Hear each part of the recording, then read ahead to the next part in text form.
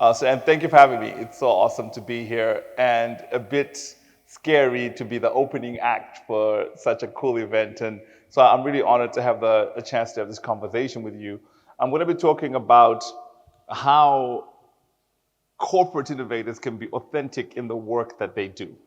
So as we go through the day, you'll be hearing various tools, practices, processes, all kinds of really cool stuff you're going to learn. But my focus is on you, the individual, as the corporate innovator and the kind of person you need to be, perhaps, to be successful. And most of this is based, I'll be telling you a bunch of stories on mistakes I've made and mistakes I've seen other people make as well. And so let's get started. So I like what Fred was doing because it actually is very comfortable. So corporate innovation is a funny kind of paradox, right? It's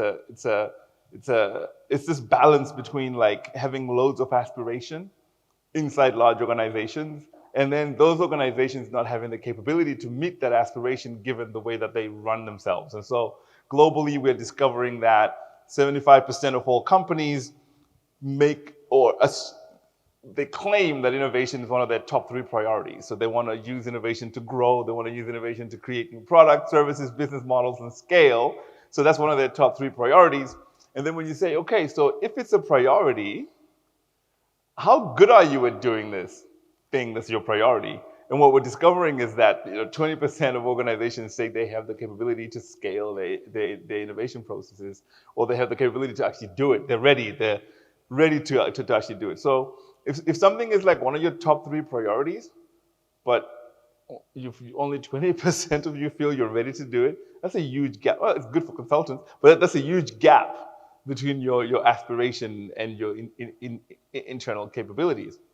And so that leads me to often wonder, who's to blame for this? And so Pete, Nina, I now need to put the Menti poll up. So what I'd like you to do is everybody grab your phones. This is the one time when you're allowed to have your phone while someone is speaking. So grab your phones, and what I'd like you to do is go on the Menti poll, and you get a chance to win a copy of my latest book, Pirates in the Navy, by doing this well. So you're supposed to answer this question, and it's based off the work that we've been doing. So it's not about your organization. You have to be thinking about what would we likely find if we were looking at a whole bunch of organizations. So throughout the talk, I'm going to ask 3 questions. And the winner is the person who gets the answer correct and also does it the fastest. So we're going to have a leaderboard going. So in this particular question, we often ask people who are working in corporate organizations, which key function in your business is the hardest to work with when it comes to innovation? Okay? And so in order for you to answer the question, you can either scan that QR code, or you can go to menti.com and type the code 27631313. And so if you press, where are we with this? Oh no, you're already on leaderboard. You've already gone too far, sir. There we go, there are the players. So as people join, this will start to show us.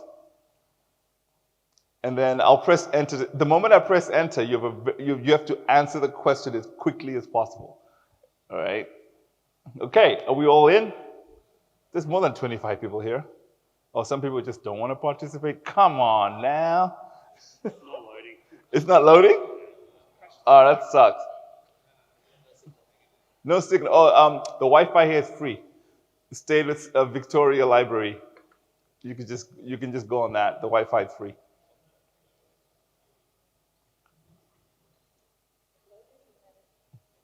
And then it disappeared. All right, so let me press enter, see what happens. Answer fastest to get more points. Which of these key functions is the hardest to work with when it comes to innovation? Is it finance, legal, IT, HR, sales, marketing? Which one do you think is the one that's 4, 3, 2, 1. Let's see what people say. People say finance, but that's not the right answer. Finance is close. Finance gets blamed for everything. But often we find that IT is actually the hardest to work with. And the reason why IT is the hardest to work with, it often gets 35%, Then, of course, you get legal and compliance, which is the one that people also complain about a lot. And then, of course, you get finance. So IT is like, you're trying to build an application, and then you go to them, you want to run an experiment, and they go, you're going on the backlog. We can only work with this in 6 weeks. And you're like, okay, that's going too slow. So that's why IT always gets blamed for this. And so that's great. We will go back to the Menti poll later again to have the conversation. But what about the corporate innovator? So rather than think about what the challenges are inside the organization, what about the corporate innovator themselves? And that's where this concept of pirates in the Navy comes from. I wrote the book Pirates in the Navy. And the reason why I kind of came to this conclusion is because it was Steve Jobs who said it's better to be a pirate than to join the Navy. And the reason why he's saying this is that he wanted to illustrate the point that startups are faster, they don't have a lot of bureaucracy, they can just get things done. You want to order sticky notes in a large corporation, you have to go through procurement. You want to do it in a startup, you just go downstairs and buy them and bring them back up. And so all of these barriers are things that Steve Jobs was trying to illustrate. And the reason why he then put up an actual pirate flag on top of the building that the Macintosh team was actually working as a way to sort of even further make this point. But I actually think that people celebrate entrepreneurs too much. There's a lot of value that's created by innovators working inside large organizations, like really true innovation. And so I really think that it's actually better to be a pirate in the Navy.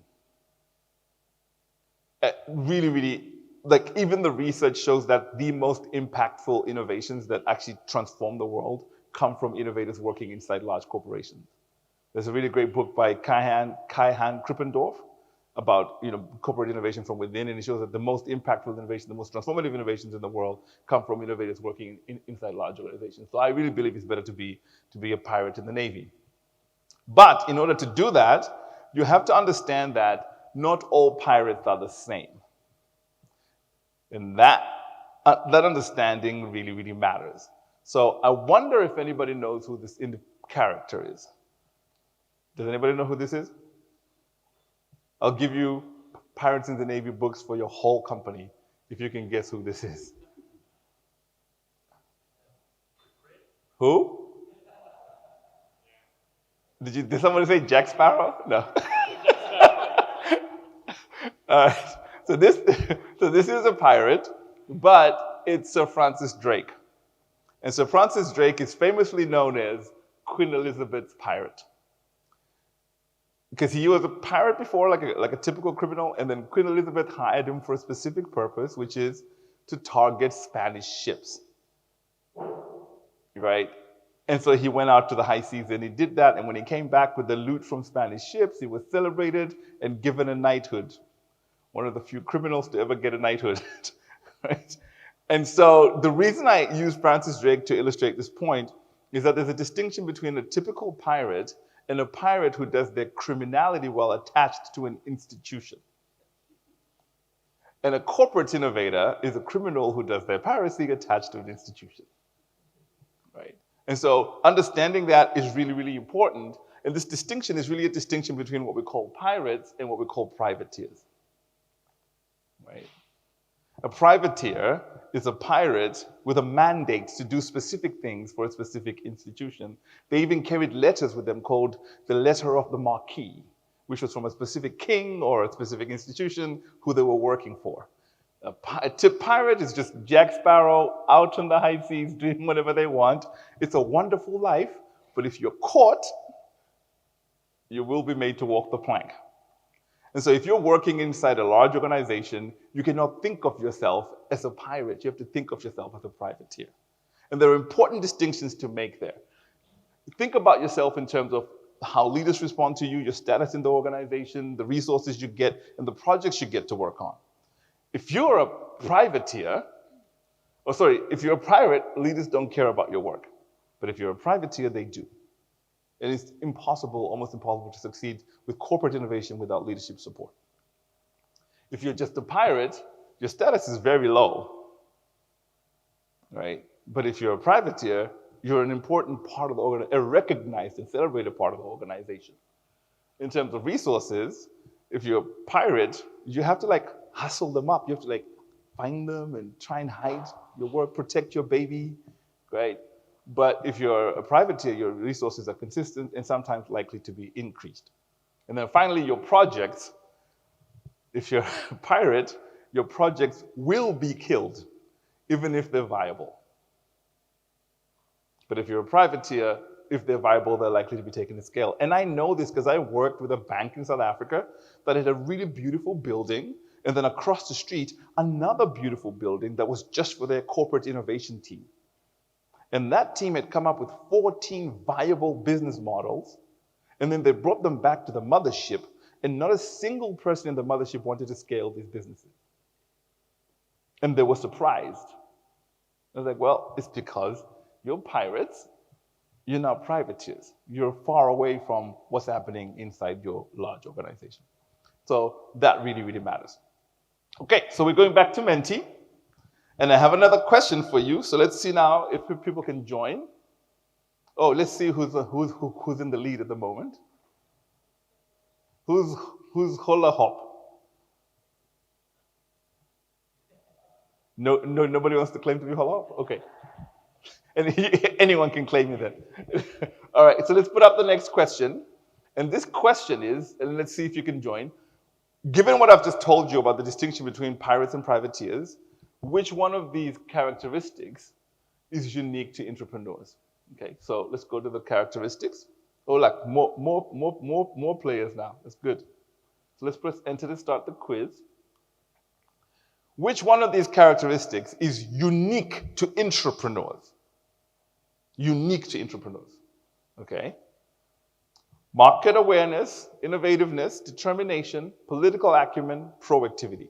Which of these is unique to intrapreneurs? Great. Political acumen. Absolutely correct. Right? If you are an intrapreneur, an entrepreneur, you need to be aware of the market, you need to be determined, you need to be proactive. Right? But political acumen really, really matters. And the reason why political acumen matters is because almost like beyond working on products and services, the other job you have is to build relationships inside your organization, right? In order for you to be successful. Okay, and this is Joe Gartner. He wrote a book on the Idea Factory, which is a book about Bell Labs and how those innovations came out of there. And he made this really wonderful statement where he says, almost by definition, a single person or group could not successfully innovate. The task is just too variegated and involved. You have to involve sales, marketing, etc. So, or other functions in the organization. So you need to build relationships with those things before your product goes out into the world. Okay, so two things that I'm going to tell you now that are going to help you become a successful, authentic corporate innovator. The first thing that you have to do is you have to lose the act. You have to stop acting like an innovator. You have to start being one. The high school I went to in Zimbabwe is called Ellis Robbins, and the motto there was Esse quam videri, which is to be rather than to appear to be. Okay? And so we have this concept that we talk about, which is coined by Steve Blank, called innovation theater. I'm sure you've heard about this by now, which is a whole bunch of activities that look like innovation but ultimately create no value. Right? And you can think of these things like idea jam, hackathon. What else? Let's do the pizza night party thing. Right? You're not really an innovator if you don't have a whiteboard and a sticky note. And then if you get yourself a chef for your lab, now you're really Google. Right? It's a whole bunch of activities. They look like innovation, but ultimately create no value. If you do an idea competition, and then people submit their ideas, everybody's like voting for the ideas, and then they announce the winner. Ding, ding, ding, ding, ding, ding. The winner is Emmanuel over here. Now, Fred Etiemble, please tell Emmanuel what he's won. The chance to write a 35-page business plan. Right. So you started trying to build an innovation practice and you ended up doing something that's completely counterproductive to what you're trying to build. And we call those activities innovation theater. I was on a call with a client who was asking me, we did the idea competition in year 1 and we had like over 1,000 submissions, and now we're in year 3 and we're only getting 100. As Strategyzer, can you tell us how to improve the number of submissions? That's irrelevant. The question is, what did you do with the submissions once you got them? Right? And that's what moves you beyond innovation theater. And so the goal is to go from idea to successful business. That's the goal. Right? And of course, you go through these various permutations and problems and challenges, but that's the goal, is to go from idea to successful business. And when you're doing that, there's a few concepts that you have to embrace. For example, having a cool technology is not the same as having a great value proposition. You can have a cool technology, but it's not going to help you become successful if it's not a value proposition. There's a distinction between those two things. Right? And the distinction is, can you make stuff people want? Or stuff that creates and delivers value for people. But here's something marginally controversial. People also need to realize that it's actually possible to make stuff people want and delight people and still fail. So there's an extra step that you need to take, and that's conversations we're going to be having later, which is you also need to think about the business model, that's the image of the business model canvas, that you're going to use to create and deliver that value. And to be a successful innovator, you have to be able to address all of these questions. You are either a creative, an inventor, or an innovator. And an innovator goes all the way from the beginning to the end part. You've heard that British saying or that English phrase where, I don't know whether it's English, I'm just claiming it to be English. If a tree falls in a forest and it doesn't make a sound, if a tree falls in a forest and no one is there to hear it, does it make a sound?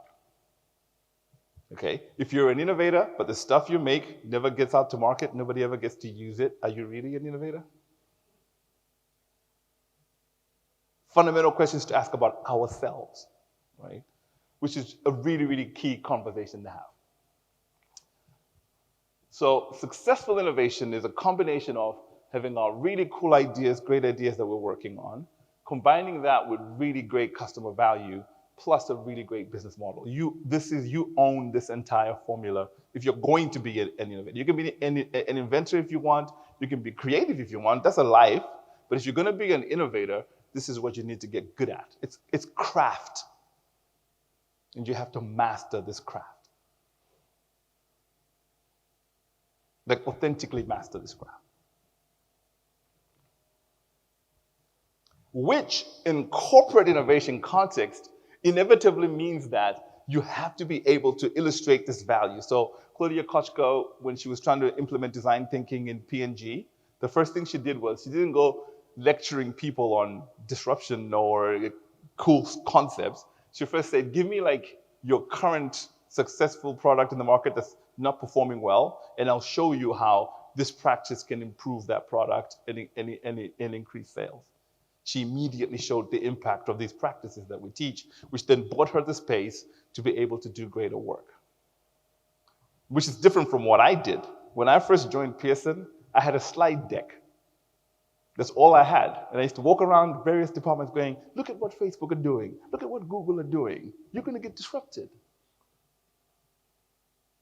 Right? And that's a theoretical conversation. It's like, okay, I agree that I'm going to get disrupted, but how do I know you're the person to help me? How do I know this is the methodology to stop that from happening? Right? And those are the things that we need to do when we start illustrating value within our organizations. Okay, so now the last thing, or the second thing that you need to be good at if you're going to be a corporate innovator. If we are thinking about if the idea is that you go from having a really great idea and taking it to market, it inevitably means that you have to have other people in your organization help you do that. If you're in a corporate context, it's impossible to have an idea and then have it out in the world without somebody from logistics helping you, someone from manufacturing helping you, someone from IT helping you, someone from HR helping you hire, somebody giving you funding, all of those people have to make a contribution to that. So the first thing you have to do is lose the ego. You are not Elon Musk. And you don't work in a company full of idiots. Great. And corporate innovators are kind of weird. Like they're walking around the company going, you're going to get disrupted and my lab is going to save you from disruption. They're wearing jeans, nice shirt, and then a blazer, nice boots. They're drinking kale juice. Great. It's like this whole thing about being a corporate innovator that we do, which is kind of phony, and it burns bridges. Like when you're doing corporate innovation, people in the core business are already rooting for you to fail. Then you make it harder by acting like you're Elon Musk. You don't need to make enemies. You already have them. Right? So this is really, really fundamental. And so we really have to think about this.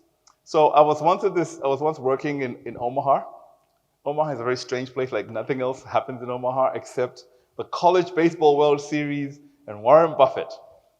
Right? And I was working with TD Ameritrade. And I asked them, what has made you bring me here? And they said, Tendayi, when we first started our work, we used to call ourselves the home for homeless ideas. Our innovation lab is the home for homeless ideas. When nobody in the mothership wants to work with you on your idea, you bring that idea to us. And then the guy turned to me and said, you know what we realized? If an idea is homeless when it comes here, it's homeless when it leaves. Right? And so we really need to start building a bridge between our lab and the core business. They need to start building relationships. So you don't want to be a home for homeless ideas. Okay, so I think this is the last question, and the TV screen has gone dead now. So who's in the lead now?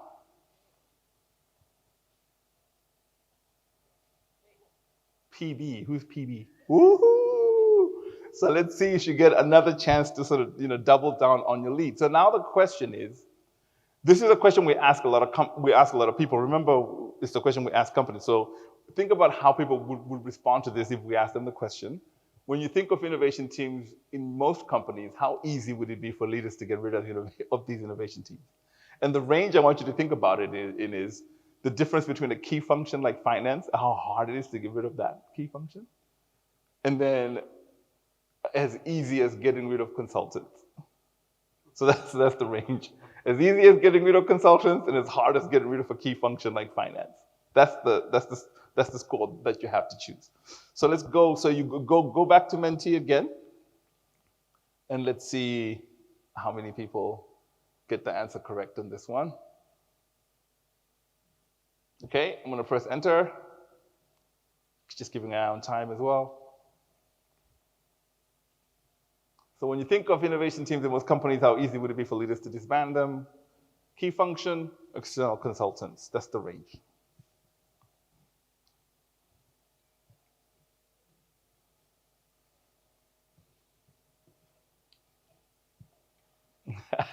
This is laughing. All right, everyone has voted. Okay, great. It's almost external consultants. It's a little harder because they're members of staff. You have to kind of, deal with them a little more. But you got the range correct. In very few organizations is innovation a key function, right?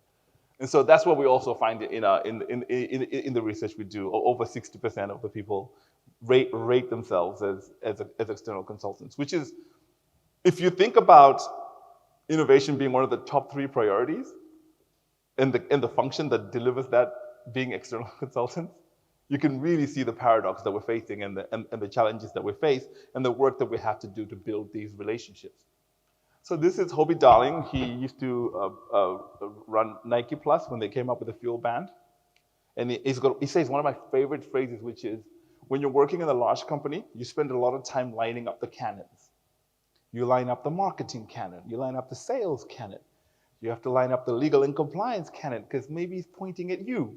And then you have to turn around and line up the sales function, et cetera, et cetera. But he says the advantage of being in a large company is once you finish that work, when you let it goes off with a big bang. And that's really the difference between startups and large companies. If you're a startup in a large company, you have these advantages that startups just don't have, that they would like die to have those advantages, like an access to customers, an access to market, and access to key functions and talent and resources. But what they do have as a startup is the freedom to do whatever they want. But they just don't have this other like pool of resources, brand, etc., that they can access. So if you're a startup in a large company and you don't have freedom, but you also are not very good at building relationships, now you're just a startup in chains. You don't have the freedom to do what you want, but you also don't have the advantages of being in a large company. And so that's why you have to lose the act and lose the ego, because that's how you start to create advantages that are related to being a corporate innovator or take advantage of being a corporate innovator. So I'm going to wrap up with saying a good intrapreneur is a set of contradictions. It's like watching an NFL player who's like 300 pounds, but their feet move like ballet dancers. And you're like, how does that guy have feet that are that nimble?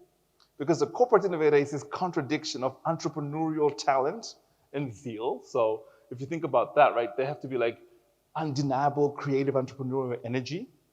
But the problem we have is we tend to think of entrepreneurs as mavericks.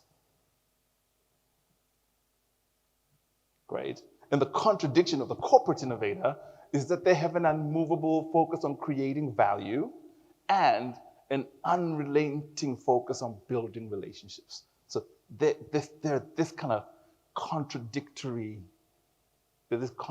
energies. And so mastering the ability to do those things. And the reason why you want to do this from an authentic perspective is because you care that the things you work on have an impact on the world. Rather than the martyrdom that we all like when you get together with corporate innovators, like, oh man, all these MBAs, they don't get it. Do you have a challenge like that with your boss?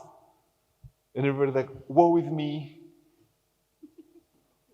Great. So rather than that, think about how you can build those relationships in a systematic way and in a deliberate way, in a way that ends up allowing you to be able to do the work and actually create value for your organization. So, a pirate in the Navy is what you are. I'd like you to think about all the stuff you're going to hear about today, all the challenges that have been put up there, and how you're going to use all those tools and content to actually start creating real value for your organization in 2023. And now, the winner is...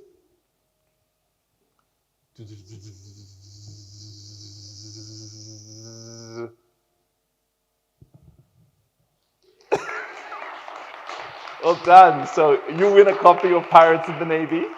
And thank you, everybody, for allowing me to speak to you.